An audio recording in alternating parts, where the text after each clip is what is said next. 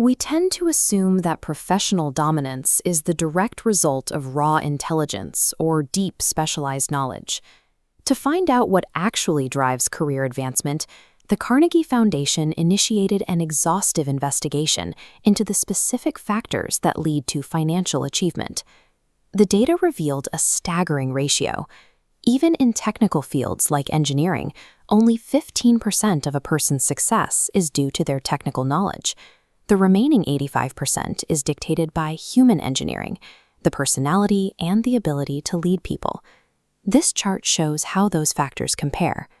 By framing interaction as engineering, the study treats human relationships not as a soft art, but as a calculable science with measurable outcomes.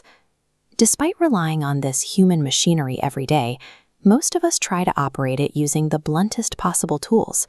We rely on our instincts to issue direct orders, criticize, and use threats to get what we want. These methods create immediate psychological friction. Instead of cooperation, they trigger a defensive response that breaks down trust and effectively halts any meaningful communication. Take the case of a manager overseeing 314 employees. For years, he operated his business by criticizing and condemning his staff without hesitation, assuming force was the only way to maintain control. Using force to extract cooperation is a liability. It fails because it ignores the actual operating mechanics of the human ego. There is only one way to get anybody to do anything. You cannot force them. You have to make the other person want to do it. That want is generated by a specific psychological requirement, the deep human craving to be appreciated and to feel important. Thinkers like John Dewey and William James noted that while animals are driven by basic biological needs, humans are uniquely motivated by this desire for importance. According to James, this symbol urge is what allowed for the development of civilization itself. To exert influence, you have to stop fighting external resistance and start fueling that internal drive.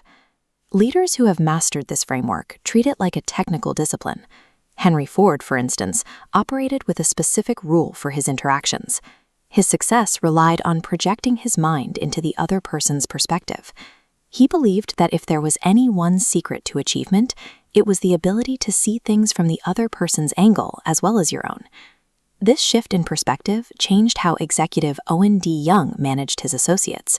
He famously oversaw his departments for years without ever issuing a single direct order.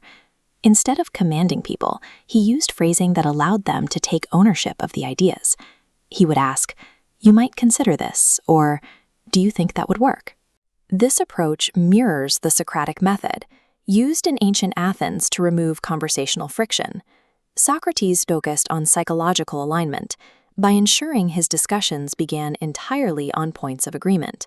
He designed his questions to get the other person saying yes, yes from the very beginning. Ford, Young, and Socrates all followed the same logic. They didn't impose their will.